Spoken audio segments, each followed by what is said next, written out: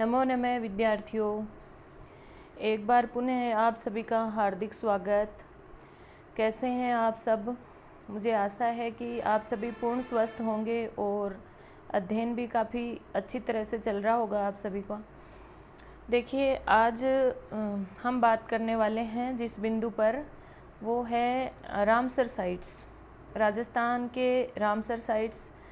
क्योंकि अभी कुछ दिन पहले करंट में एक प्रश्न बन रहा था कि भारत को अभी अपना नया रामसर साइट मिला है।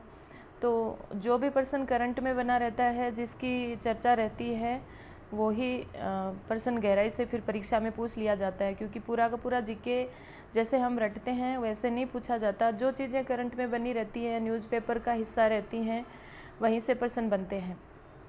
तो देखिए, जैसे 22 अप्रैल को हमने हमारा अंतर्राष्ट्रीय पृथ्वी दिवस, अर्थ डे मनाया था। तो ये जो पृथ्वी दिवस मनाया था, ये अंतर्राष्ट्रीय है। और 22 अप्रैल 1970 को इसका प्रारंभ हुआ था अमेरिका से। अमेरिका में एक बहुत बड़ा गैस रिसाव हुआ था। उसके फलस्वरूप कुछ आंदोलन हुए थे। क्योंकि गैस रिसाव से चूँकि प्रकृति को बहुत ज़्यादा नुकसान होता है, पृथ्वी हमारा पारिस्थितिक संतुलन बिगड़ जाता है। तो इसके फलस्वरूप बहुत सारे आंदोलन हुए थे, और जिसमें बात की गई थी कि किस तरह से सेव अर्थ की चर्चा की गई थी कि हम हमारी पृथ्वी को किस तरह से सुरक्षित रख सकें। इसके जो प्राकृतिक संसाधन हैं, उनका जो मानव के द्वारा अविवेकपूर्ण दोहन किया जा रहा है, जैव विविधता नष्ट हो रही है, ये सारी चीज़ें जो जहरीली गैसें हैं, इन सब से बचाने के लिए हमारी पृथ्वी को प्रत्येक वर्ष 22 अप्रैल को अंतर्राष्ट्रीय पृथ्वी दिवस मनाया जाता है। तो अभी हाल ही में 22 अप्रैल को हमने जो हमारा अंतर्राष्ट्रीय पृथ्वी दिवस अर्थ डे मनाया था, जिसकी थीम थी, इस 2026 की जो थीम थी वो थी हमारी शक्ति हमारा ग्रह, आवर पावर आवर प्लानेट, इस तरह से थी।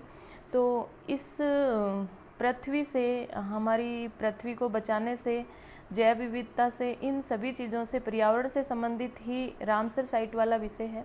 तो इसी के साथ जोड़कर हम इसको पढ़ते हैं। जैसे कि हम बात करें तो जैसे रामसर साइट्स क्या हैं, तो 2 फरवरी 1971 को ईरान के रामसर शहर में एक सम्मेलन हुआ था, जिसमें कुछ प्रतिनिधि देशों ने भाग लिया था, जिसका उद्देश्य था कि जो पृथ्वी पर जो कुछ विशेष वेटलैंड्स हैं, जो आर्द्र नम भूमि है, उनका संरक्षण करना। तो इसके अंतर्गत एक समझौता हुआ था, और फिर विभिन्न देशों में जो वेटलैंड्स हैं प्रमुख, उनका चयन किया जाता है, उन्हें रामसर साइट्स घोषित किया जाता है, और फिर उनके संरक्षण का प्रयास किया जाता है। चूँकि ये हमारे पारिस्थितिकी संतुलन के लिए, जैव विविधता की रक्षा के लिए, और हमारी पृथ्वी के लिए और हमारे पर्यावरण के लिए वेटलैंड्स जो है, नम भूमि है, इनकी सुरक्षा, इनको संरक्षित करना बहुत ही आवश्यक है। क्योंकि जो वेटलैंड्स हैं, इनको पृथ्वी के फेफड़े और किडनी दोनों कहा जाता है। इसलिए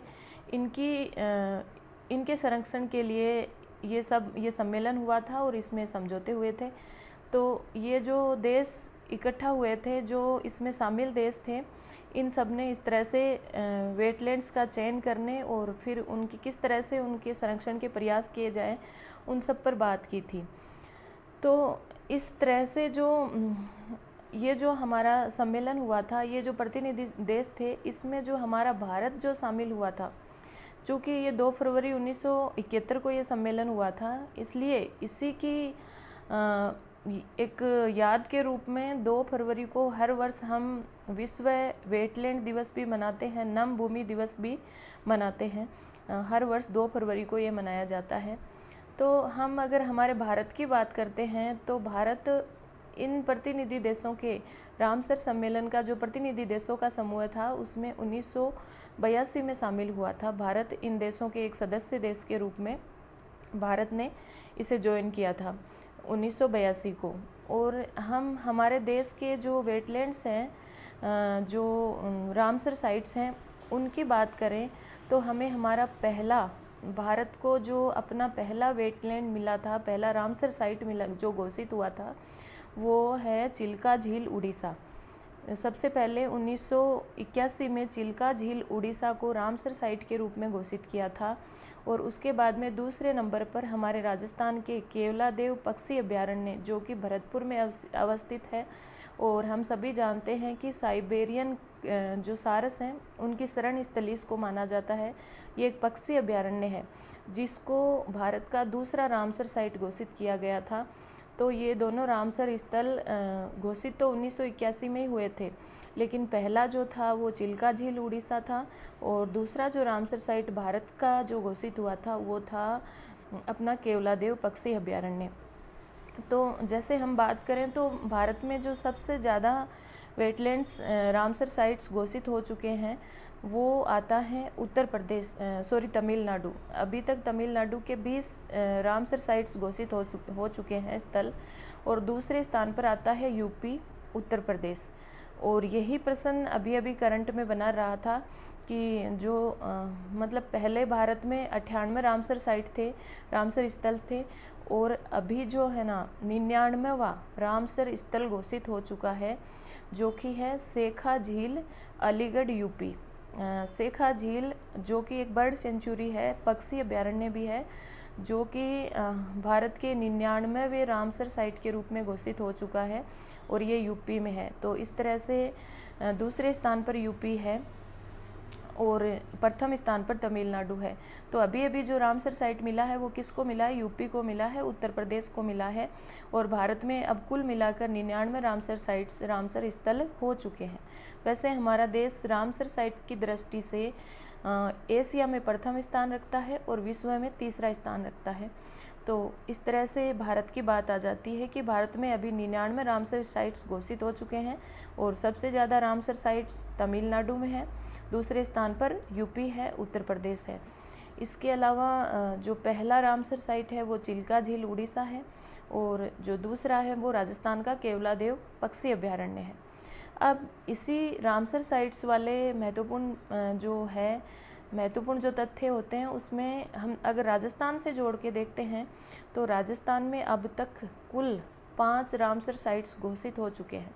5 रामसर स्थल राजस्थान को मिल चुके हैं। तो राजस्थान में जो पहला रामसर स्थल घोषित हुआ है वो तो आपको पता ही है, इंडिया का जो दूसरे नंबर का था, केवलादेव पक्षी अभयारण्य जो भरतपुर में है, वो जो कि 1981 में घोषित हुआ था, वह राजस्थान का पहला रामसर साइट है।